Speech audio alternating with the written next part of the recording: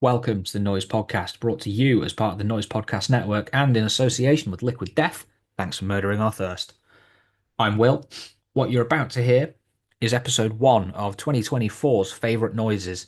This, if you're new, is a little bit, or if you just want a little bit of reminder, this is a little thing we like to run every year where we chat to some of the bands we love about what their favorite records have been this year, as well as a little bit about how their year's gone, what they've enjoyed, and a little bit about plans for next year, and sometimes whatever else takes our fancy if the conversation veers off in weird directions.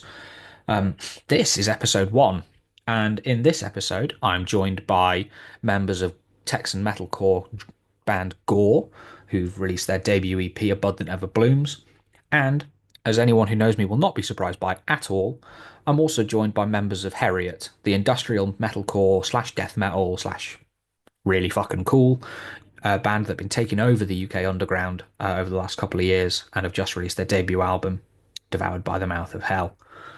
Now, that's what's on today's episode. But if you could also please make sure to follow us on Twitter at Noise Podcast and Instagram Noise Podcast Network. The main site can be found on Facebook, Instagram, Twitter, and Blue Sky at Noise UK. Please do like and subscribe on YouTube and make sure to listen wherever you get your podcasts, Spotify, Apple Podcasts, etc. If you do fancy checking out a Spotify Essentials playlist, we've got one of those. And if you want to buy some merch, if you're feeling real kind, there's some links in the bio that you can check out for both of those. And if you're feeling even kinder than all of that, if you could drop us a review on your platform of choice, that'd be sweet. It helps more than you know. Hope you enjoy the episode.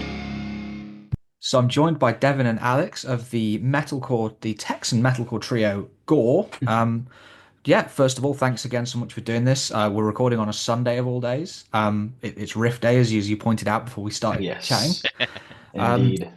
what's the best? What sort of riffs you've been playing today then? Come on, buddy. The La Bamba riff. The La Bamba. Oh my Yeah. God. I can't play it right now because it's D2, but I Ah, yeah. will. I'm gonna torture myself with some Zenith Passage riffs later. Oh, dude, why would you do that? I Why? don't know, man. It's like you trying to, it's also like trying to learn an Animals as Leaders song. Like, Yeah. why? This is riffs, man. You're absolutely right. It is My riff. brain's It broken is and riff that's day. fun, I guess. Yeah. I'll try figure this thing out that is just terrifyingly complicated. Yeah. Yeah. Why not? It's something to do on a Sunday. But yeah, thanks again for doing this. I appreciate it very much. Just kind of give, people who are listening in who maybe aren't familiar a bit of background. So you're actually a pretty new band. You've only just put out your debut EP, A Bud That Never Blooms, but you've done it through Spine Farm, which is really cool to be like, this is our first thing we're doing, and it's on such a respected label as well. So I guess let's talk a little bit about how your 2024 Yeah. has trying to think what year we're in and where we're heading. How your 2024's been, because I know obviously you've put that out, you've kind of toured a little bit, but how's it been from your perspective to kind of go from this being like we've had a couple singles out that have got like a really good reception online to where you are now, which feels like you're much more present in kind of like a lot of conversations around like up and coming metalcore bands. I mean, It's very unexpected, to be yeah. honest with you. We Yeah. released our first Prey on December 7th. Is that right, Devin? It was the eighth, probably. The 8th, the December 8th of 2023. So going into January in 2024, it was just like boom, we had a a, a bomb go off, so to Yeah. speak, and it just went and it just kept going after that. Honestly, we just hit 1 million streams on Prey a few days ago. Yeah. So It's been kind of a crazy ride. Like, yeah. I mean, I knew we all had like the passion that we were like kind of aggressively gonna get after it. We all wanted it to tour someday, but we didn't Mhm. imagine less than a year after dropping our debut. So like to me, I'm just like super thankful that we're sitting in the spot we are right now. It's Yeah, been really cool. that and on top of that, getting signed to a label. Yeah, there's just like We weren't expecting that either. yeah, that's just crazy to me. Like we had two songs out and we got signed. I was like, this is insane. Yeah, because we went into this fully knowing that we were gonna do this on our own. without any support. You know, Hmm. at the very least, we had management, and we're just like, all right, two songs down.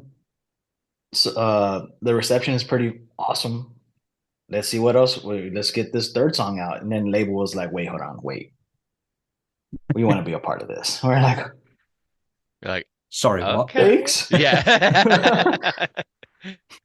It's Freaking yeah, it's tear got to be coming down something my like eye. you're less than a year into your journey, and like, again, for like people who aren't as familiar, kind of, how would you, I guess, how would you kind of want to describe, like, if you had to describe Gore in like a sentence or two, how would you kind of pitch yourselves?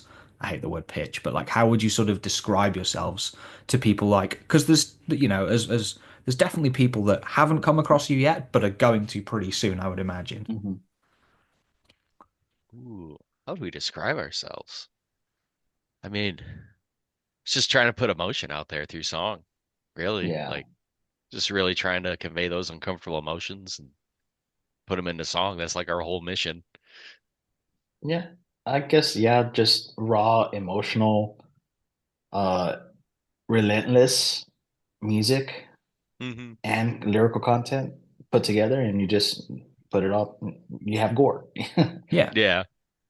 Like I've seen you kind of it be described as like emotional gore, and I was thinking sort of Yeah. like musical touchstones. In my mind, I'm hearing occasionally like I'm hearing little bits of like Deftones in the mix, little bits Hmm. of sort of Hmm. more kind of sort of newer peers that have been inspired by them as well, like Loathe. And it's interesting to hear you taking that, I guess that sort of quote unquote metalcore that's been kind of done to death for 10 years and say, well, let's there's a lot of bands doing something new with it. Let's follow suit and do our own thing with it as well. Yeah, for sure. It's one of those things where we just try to, I mean, we've all been influenced by those bands, right? The Hmm. past 10 years or even more, honestly. Deftones has been around for ages Yeah. and they're still just as relevant now than they were back then, right? And we just put all those influences there, and it took off. It created a life of its own. Yeah. I mean, it's something really special, isn't it, to have like people already connecting and like and a label coming knocking on like before your third single going, no, no, no, no, no. You're not putting that out till you've heard us out. It's like Yeah.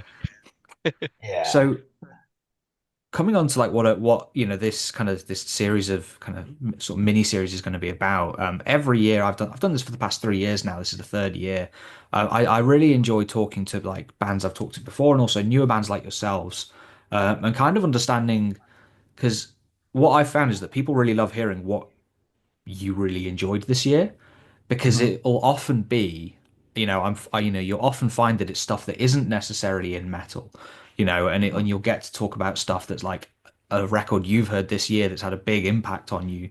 Um, so yeah, I guess the question is like what has been, released this year? What's been the favorite record you've heard? Alex, Devin, you I go. think you I have have option paralysis right now. Oh man. yeah, Devin in the chat, Devin was when they asked what was our favorite album of the year, and Devin was like, I can't choose. Yeah, There's it's Uh, like I two I need or, a or minute. more. Like Yeah. I know that Uh pain.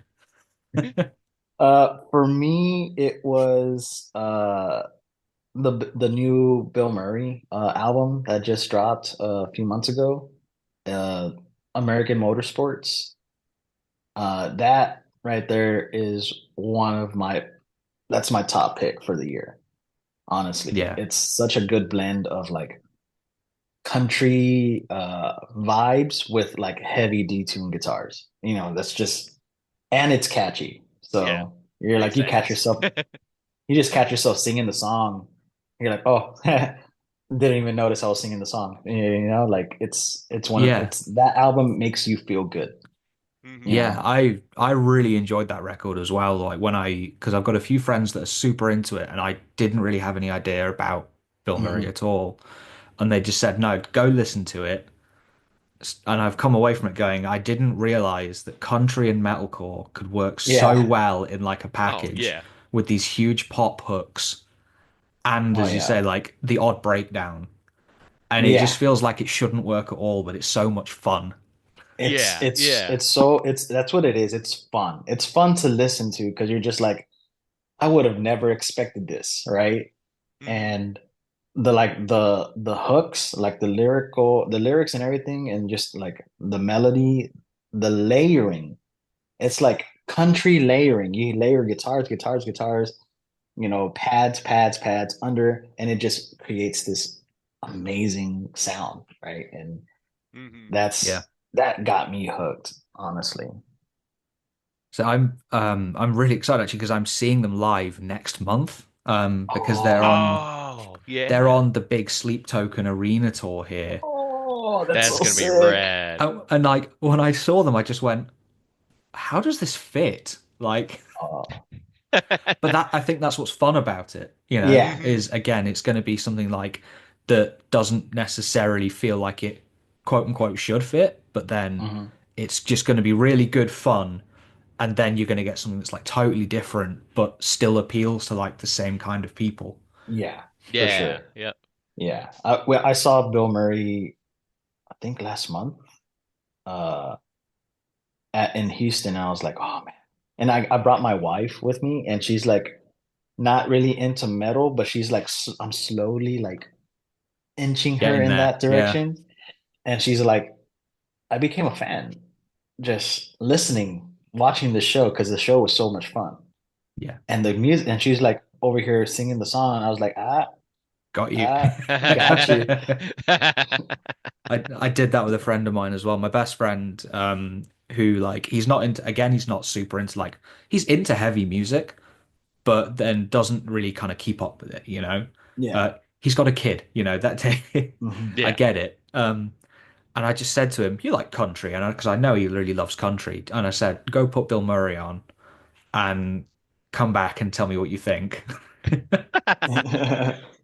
He's like, dude, this is the most greatest Yeah, I album I've think ever Yeah. heard in my life. we listened to it in his car when I was seeing them a few months, like visiting them a few months ago, and it was just like, and yeah, it caught on. So Yeah. yeah, Such great a Yeah. good pick album. with the Bill Yeah, Murray that record.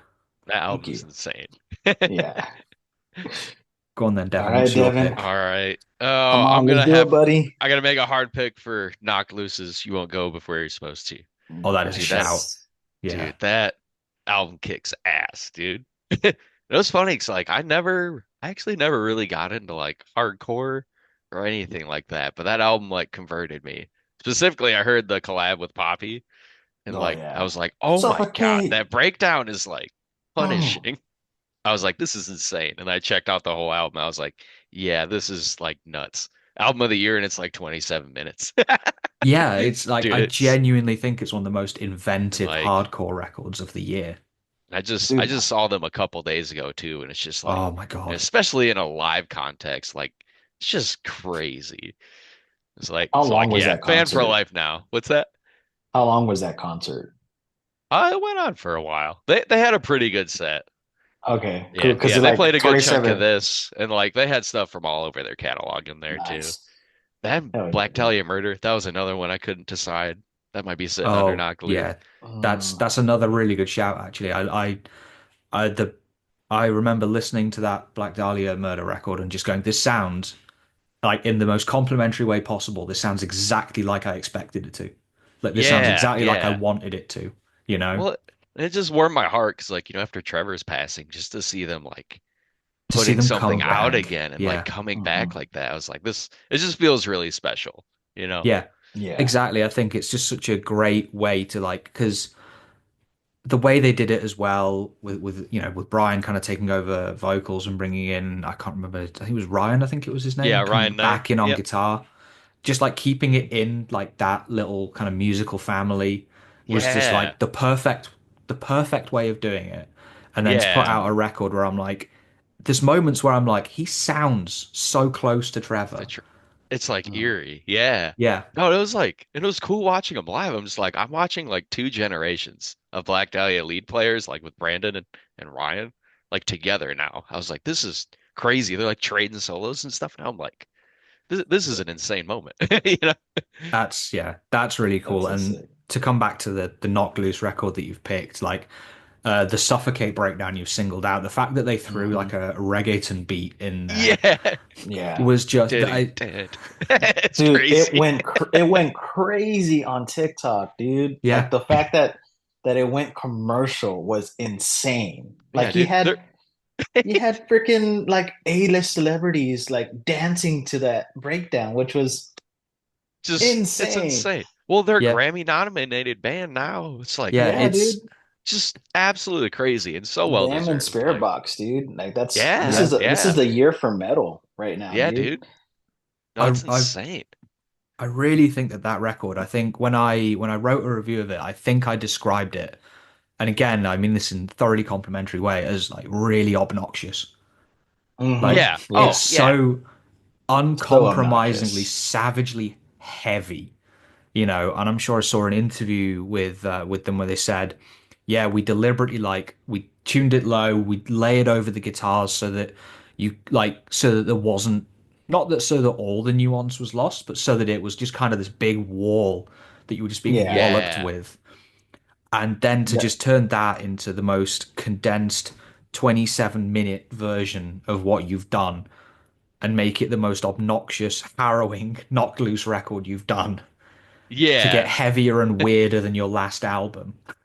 Yeah. No, I just love it because like even in that, there's like kind of deep cuts. Like some of the songs are like kind of weird, but I love it, you know? Yeah. yeah. I truly think Sit and Mourn is probably one of the best songs they've ever written. Oh, The dude. way that that just kicks and like it's like a Cult of Luna song, and Cult of Luna are probably my favorite band in the world. Yeah. And the way that they've written a Cult of Luna song, but it's knocked loose, so it's only 4 minutes instead of like 10 to 15. Yeah. Yeah. Yeah. Yeah. And yeah, I think absolutely incredible picks there. Yeah. I think my favorite was Don't Reach for Me. It just Oh comes out God. the gate with like the Meshuggah kind of Yeah. riff, you know? Oof. And Yeah. it's just punishing, you know? It's Yeah, like for that's like sure. one of my favorite bands of all time. I'm just like, dude, I can hear their influence all over here. And I was like, this is sick. Yeah. Meshuggah's influence is just evident Oh, everywhere. it's just everywhere. Yeah. Everywhere. Absolute titans. Yeah, yeah, I saw them. I saw them live earlier this year. I think they headlined Arctangent Festival here Oh, as like it's, sick.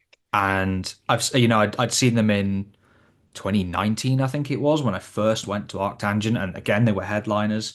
But like bringing them back, this festival's grown a bit, so it's got a bigger stage, bigger production, Nice. and to just see them like they don't move, they just stand there and just absolutely obliterate. Yeah. I It's like mean, I don't need you honestly, to like. I'm not surprised you don't move because that shit is complicated. Yeah. yeah, Well, that exactly. like they're old. They all look like Santa now. Yeah. Yeah. Oh To yeah, their I cut them credit. so much slack for it. Yeah. Yeah, yeah. But like also like their light show's crazy It because like is. they're also Hmm. standing in position for like because the light box is behind them, like doing the whole silhouette thing. Like, it's just Yeah. crazy. Yeah, it Yeah. has to be like so. Yeah. Yeah. Well, Yeah. speaking of live, then I think there's probably a good way to jump into what comes next. Is like we've talked about what your favorite records this year have been, but you did a mini tour already earlier this year. I think was that your first ever tour? Yeah, those are our As a first group. Yeah. shows ever. Yeah. Yeah. Hmm. How did you find them? How did they go? Oh, dude, it was awesome. Couldn't have asked It's for a awesome. better first run. Yeah. Within the And Ruins, they were and great to when us. The crowds are cool. yeah. Yeah. Yeah. Within the Ruins was one of those bucket list ones for me. I used to Nice. listen to Within the Ruins for since like they came out like in 20 well not since they came out, but like whenever they broke in like 2011, 2012, 2013. Like I was like, oh, I'm all about him.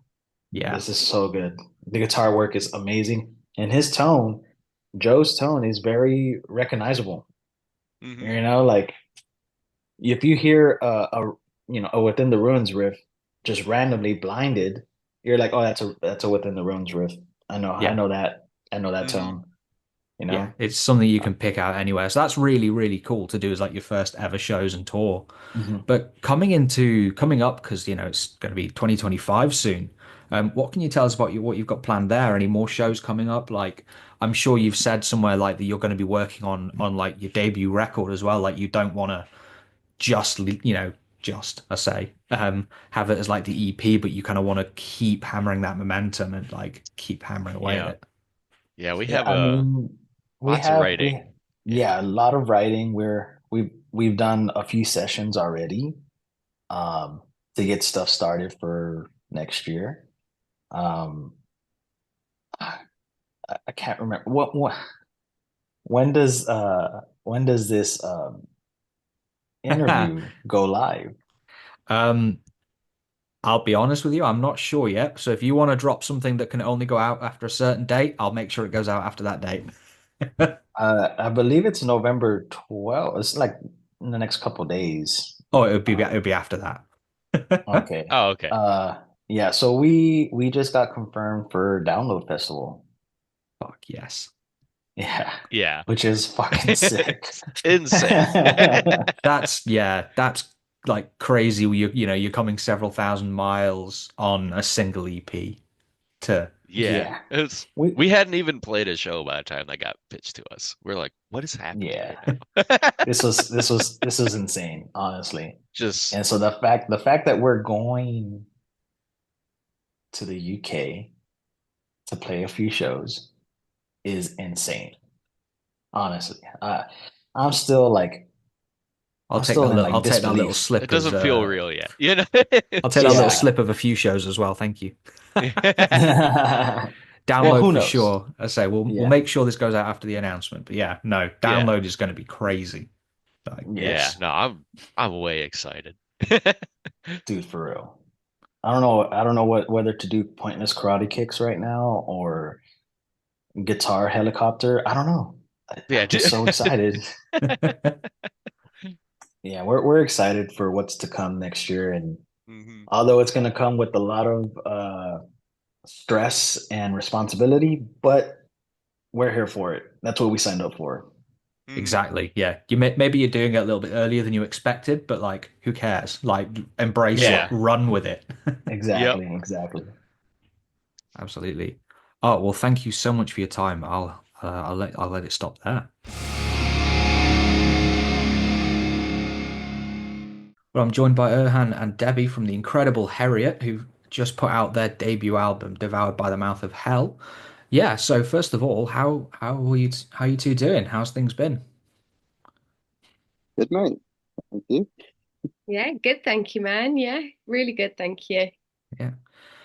Obviously, just mentioned the album's just come out. I say just almost a couple of months, I think it's coming up for.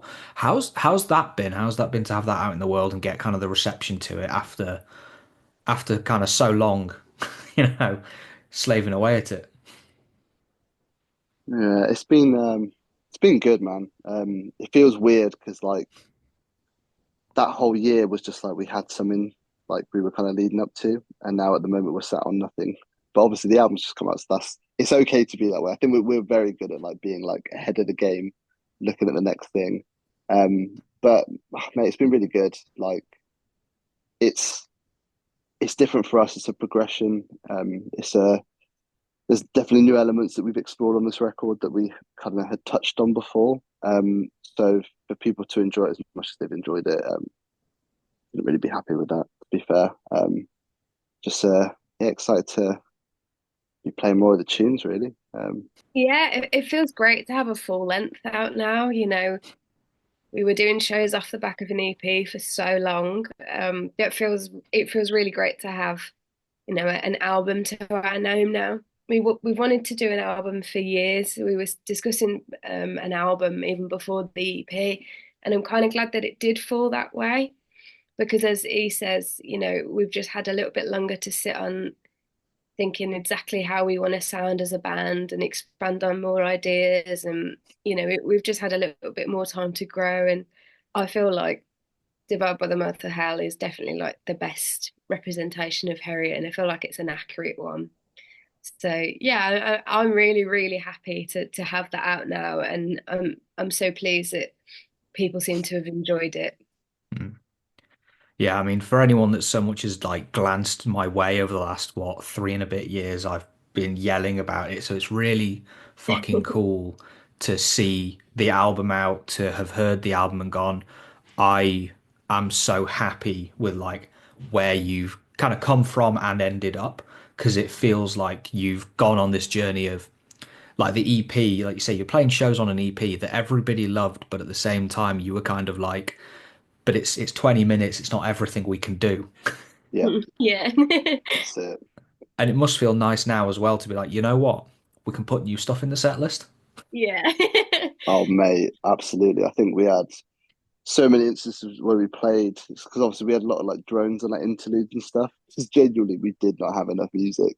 And I remember we got a lot of feedback from like friends and like colleagues and people helping us out and basically just saying like, oh, you need to have like less like stops and stuff. And we were just like, we just don't have enough music. We have to like we have to break it up so like what we're booked for a festival, we're actually like close to playing. And I Yeah, remember there was one festival, Rock for People, and I remember we came off stage like we did our thing. And obviously there's a very like I think it was the longest we'd been booked for at the time, and we came off because we were just like, well, we can't like, you lose momentum if you let things drag out too long. So we yeah. did our thing, which we felt was healthy enough. And I remember going on stage and the guy was like, "You got 10 minutes left," and I was like, "Bro, that's all we got." And then we left. So Do you Yeah. want us to do covers? Like, I was like, "Bro, we can do the first half again if you want." But yeah, it's very nice. Like when we were kind of we had a practice yesterday, um, and it just feels good just to have like was it four brand new tunes in there, and then when we're back off the run that we're gonna do, we can then chuck in a few more. Like so, it just feels good. We've got like a catalog to work with, which is it's really nice.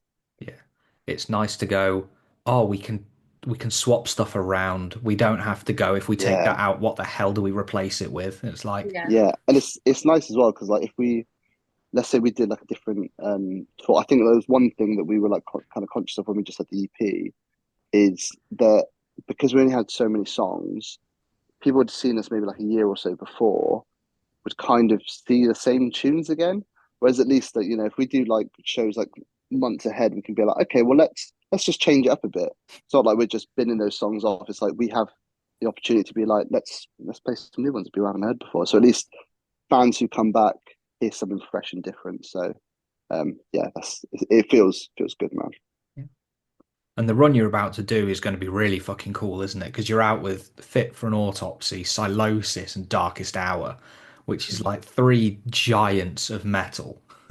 Yeah. It'll be a good one for sure. We're really looking forward to it. It's our first long tour, maybe not for other bands, but for us, it's our first, real stab at doing a lengthy tour. So we're super excited for that. And there's plenty of places in Europe that we haven't been to before as well. We've done like a few festivals in Europe and things like that, but we've never really done like a club tour, I guess.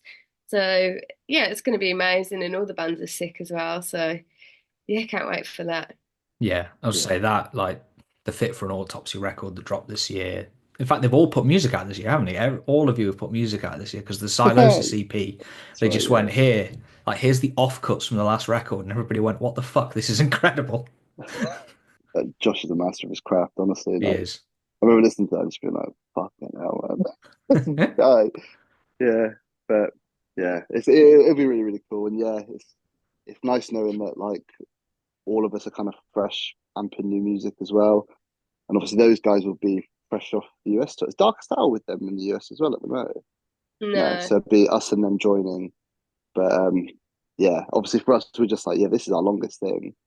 But they're coming off the back of doing another one. So yeah, be watching Masters at work and Masters of Longevity as well, because obviously that would be new to us. So we'll ask them how do you last? Because Yeah, yeah, we'll can be learn a figuring that bit. out. Yeah, absolutely, mate. That's it. Well, and speaking of having put new music out, then we're coming on to sort of the kind of the crux of why we're doing the podcast today is talking about, because it is that time of year, somehow, favorite records that have come out this year. As I mentioned before, it doesn't just have to be metal. I think there's been some like really strong showings from across the board, like not just in alternative music. So I'm gonna go first, Deb. I might have the same one you have. If yeah, Yeah. I've already told you mine, but yeah, go on. Oh, I hope that it's not what I'm going to say. And if it is, I'm really sorry because I can't remember what you said to me earlier. You were speaking about a few earlier. I just Maybe. checked the list that you made. Just go for it. I've got some backups. it's all right if you have the same one, to be fair. Yeah, Um, all right. I think mine is You Won't Go Before You're Supposed to by Not Loose. Sorry. No, that's not mine. Okay. Back on. Um, yeah, like I think that it's one of their strongest releases so far. Like I really love Not Loose, and I think especially with tracks like Sit and Mourn, they've really like pushed the boat out and done something different to what they would normally do. I love their last EP as well. Up to their last EP in this release, probably some of my favorites from Not Loose.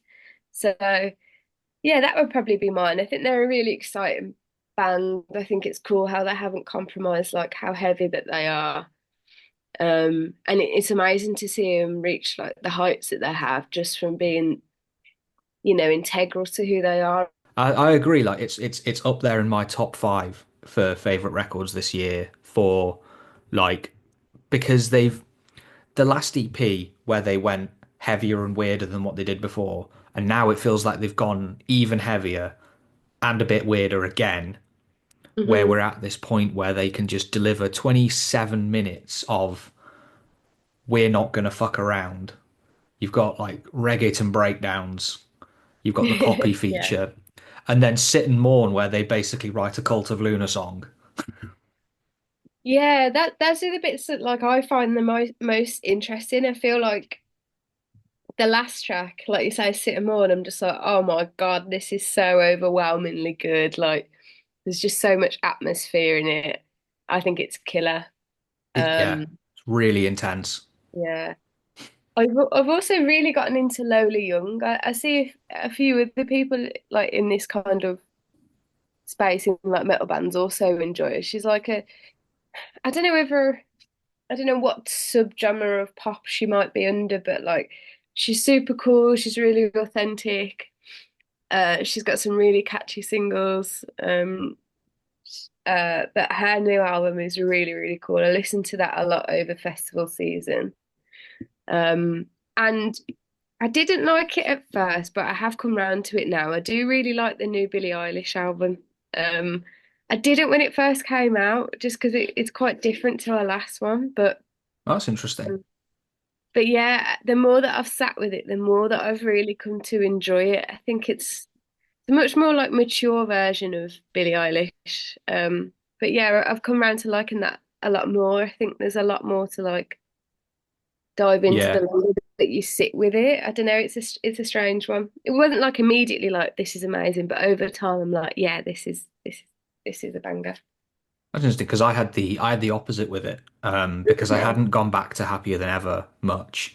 I don't know what it was about that one. Like I didn't think it was a bad album at all, but it didn't. I felt like it didn't live up to what people expected of her.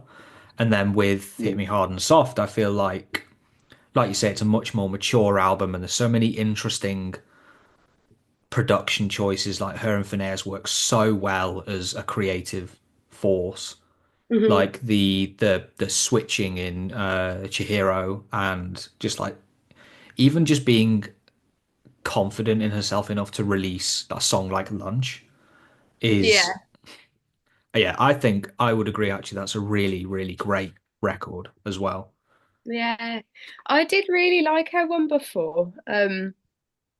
I think like production point of view, it was really cool. I think she had loads of cool like new ideas that I hadn't heard in pop music before, especially stuff like Goldwing. I'll be honest, like Goldwing is really where like Visage came from.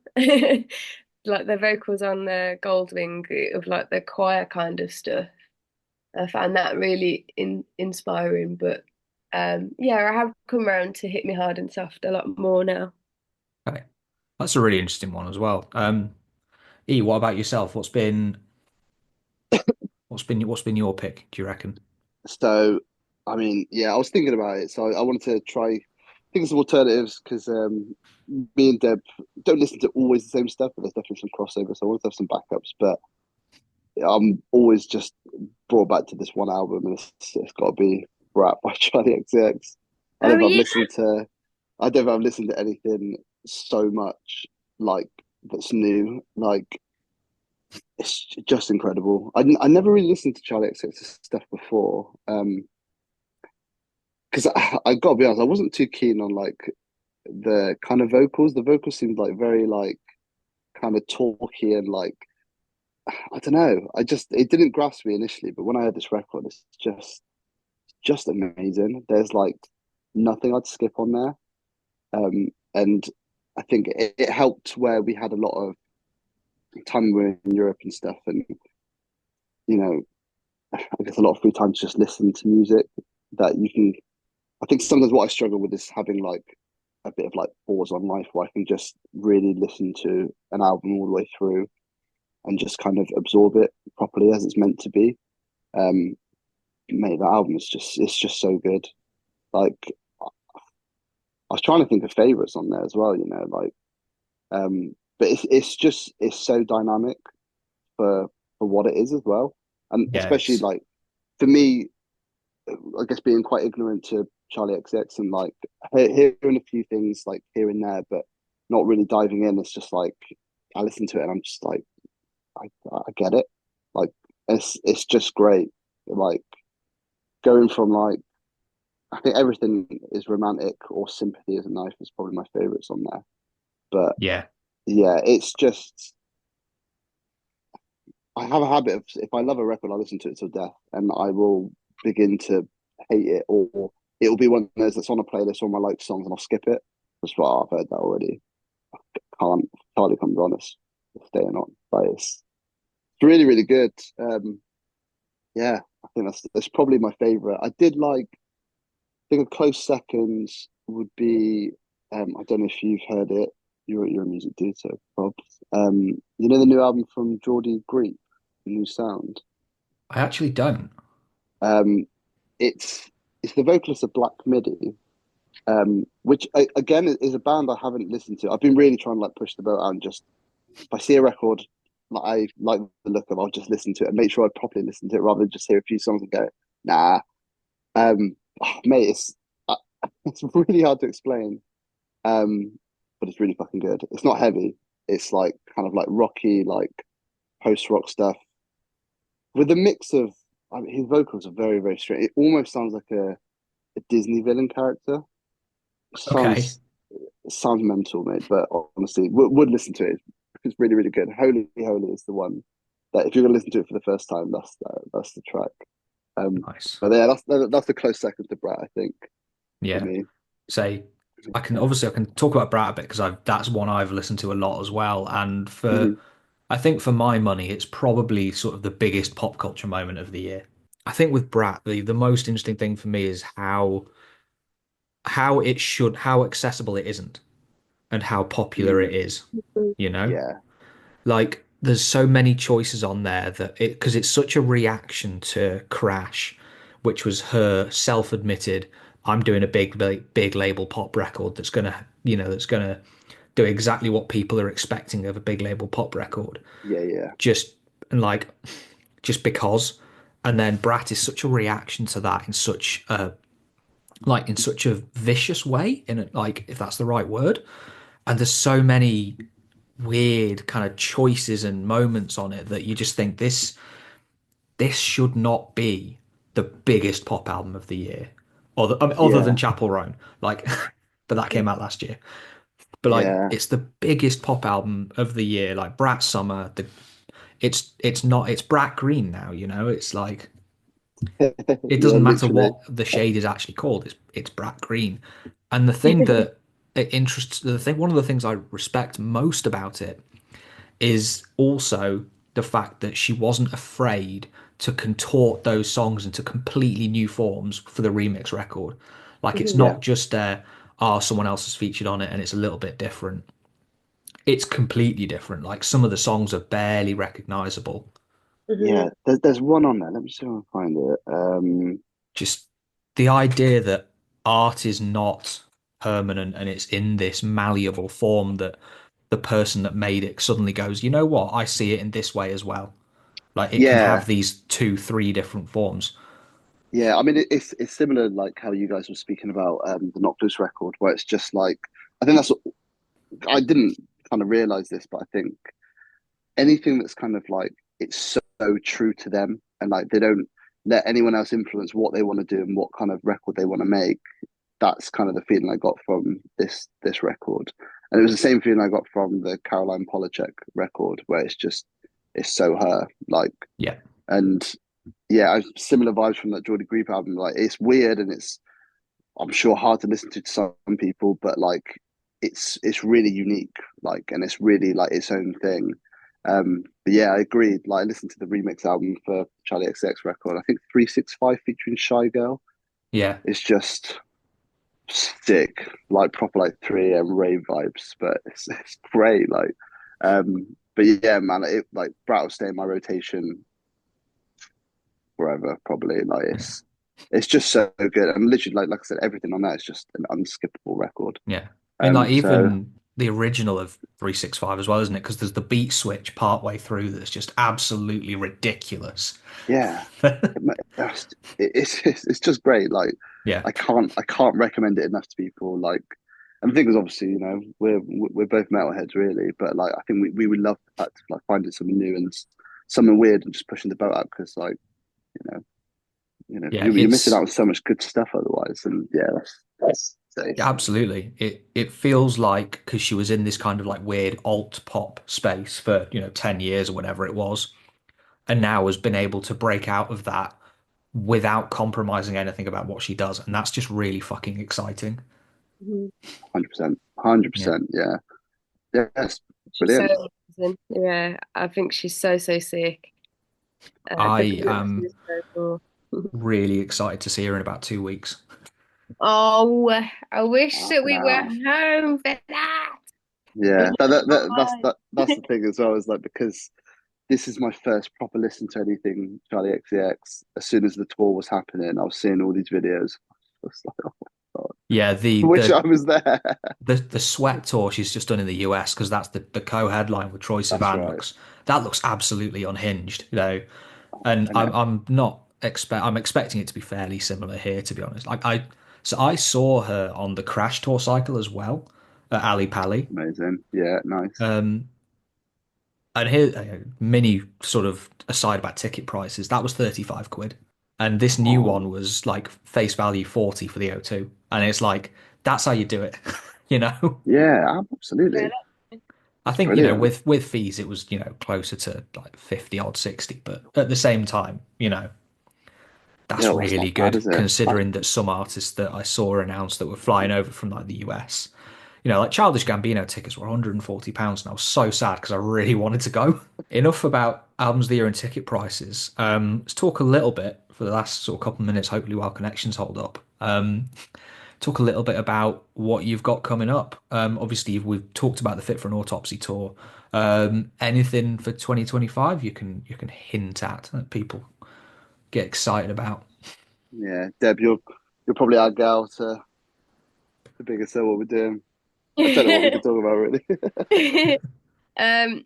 We're super excited to be going back to Bloodstock next year. We're playing the main stage, which is super exciting for us. We played the Sophie stage maybe a couple of years ago, and that was an amazing day. And we're super, super excited to be back on the main stage this year, especially with the lineup. Oh my God, you got like It's good Gajira, this, yeah. Coolhead, some amazing bands are playing, so we're really, really excited about that.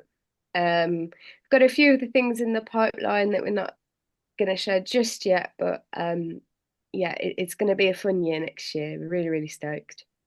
Yeah, it's coming Amazing. together nicely. Yeah. Probably have to do a GoFundMe for some pyro because it's quite spenny and I want some pyro on main stage. So I'll get some pennies together. If that's everything, I think we can end it there. Thanks so much for coming on. Cool. Thanks for having us, mate. Thank you for having us, mate. Thank you.